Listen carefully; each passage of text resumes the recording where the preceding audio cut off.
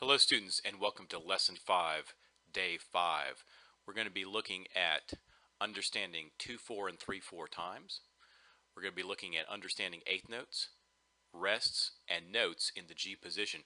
This lesson is a real big breakout lesson because before we've been stuck in 4/4 time and we've been stuck in this C hand position where we're just playing C, D, E, F, and G in both hands. But now we're going to break out, we're going to learn some new notes, some new types of notes, and some new time signatures. Let's get started. This is pretty easy to understand. This is, as you can see, 4/4 time right here, and there's 4 beats in this measure. There's 1 plus 2 plus 3, 4. This measure down here in the left hand has a 3 count note and a 1 count note. So 3 plus 1 is 4. So that's pretty easy to understand. Every single measure adds up to 4/4. Well, look, guess what 2/4 is? Here's a couple of measures of 2/4. This first measure right here has a half note, which as you know is 2 counts. Same thing for the left hand. And this measure right over here has a quarter note plus another quarter note. 1 plus 1 equals 2. This means that every single measure in 2/4 can add up to 2 counts. And finally we have 3/4. Over here in the treble clef we have a dotted half note, which equals 3 counts. And here in the bass clef we have 3 quarter notes, which equal to 1 count each. Okay, very, very easy to understand. And in our songs this week, we're going to play a waltz, which of course is 3/4 time, and we're going to play Hot Cross Buns, which is in 2/4 time. All right, let's keep going. Scroll down here a little bit. Now, we've talked about whole notes before. By the way, we're back in 4/4 time for this example. A whole note is 4 counts, and we know it's one big round circle. A half note is 2 counts.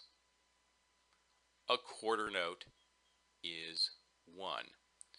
So here we look at these eighth notes in this measure, and what do we see? These are notes that kind of look like the quarter notes, don't they?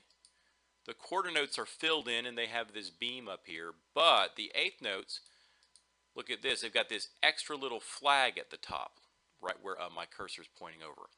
That's what makes them eighth notes. Now here, it's very important not to get confused.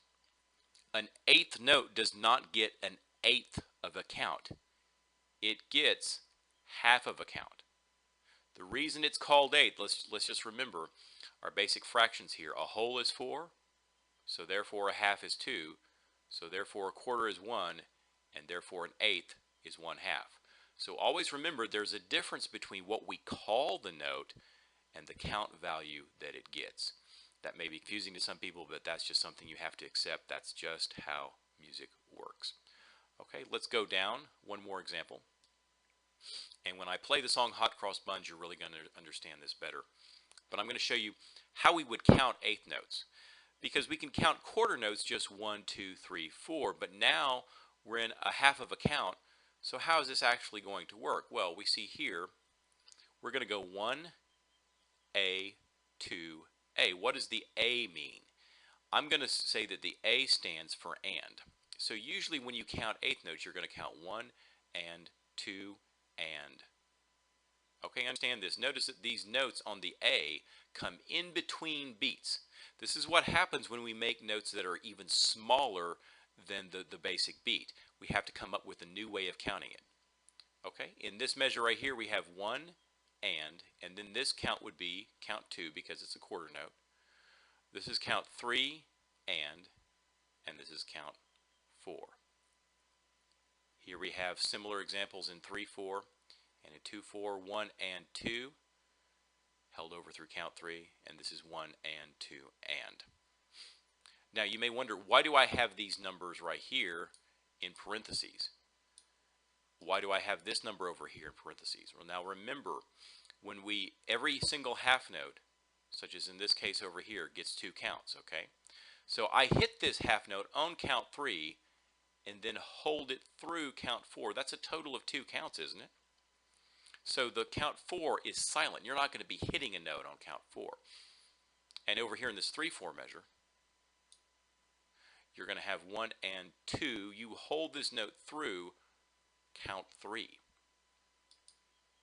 Okay? And I know this may seem a little theoretical right now, but once we get to hot cross buns and I start counting along, everything will make a lot more sense. Next thing we're going to look at, understanding rests. Obviously, there's times in music where you play a note, and there's times of music where you stop playing for a second, or for more amount of time. Whenever you stop playing and you're not doing anything, that's just called resting. I think that's pretty simple. Here we have an example of a whole rest and a half rest. Let's look at this measure here. Down here in the bass clef, you see this little symbol right here. It looks like an upside down hat. That means you rest the entire measure. You don't do anything that whole measure. So for 4 counts, you just don't play anything. Up here in the bass clef, in the treble clef, you have a half note which gets 2 counts. And then look at this. This looks like kind of a right side up hat. It looks pretty much like this one, but just a little bit different. So a half rest is the same thing as, guess what, a half note. That's pretty simple. So you're going to rest for 2 counts. So you would play this note for 1, 2, and then you would rest for 1, 2. Okay? Now look at this next measure here. Here we are in 3/4 time. Notice beat 1 is on this quarter note. Beat 2 comes right here, and look at this little symbol. Looks totally different. This is called the quarter rest, meaning you rest for 1 count. Just like if you were going to play a quarter note, you would play for 1 count. Well, here you just rest for 1 count. And finally, in this measure, we have an example of an 8th rest up here and down here. This is 2/4 time, so this would be 1 and 2, and then you would rest on the last 8th beat. And of course, an 8th rest gets the same number of counts as an 8th note. It gets half a count. Okay? Final thing we want to look at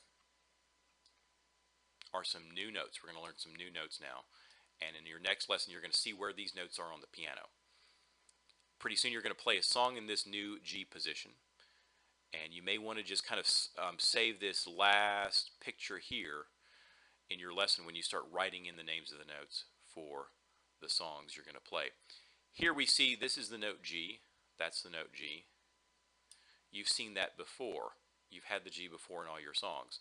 The note after that is going to be A, then B, then C, and then D. Now this is what's kind of neat. Notice this C down here in the left hand.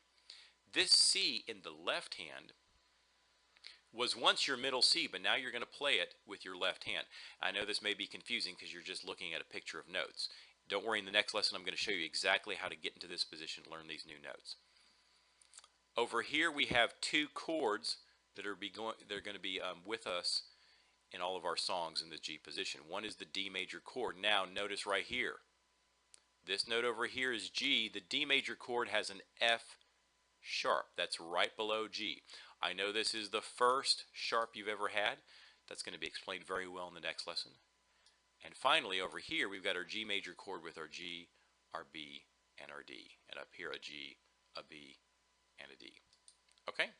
So, go back, review some of this. This is a lot in one lesson. But don't worry, in the next lesson, we're going to really see how this works visually. And then in the next 2 lessons, we're going to learn to play 2 new songs in this new position. And we're going to play songs in 2/4 and 4/4. Okay? Thanks, and I'll see you in day 2.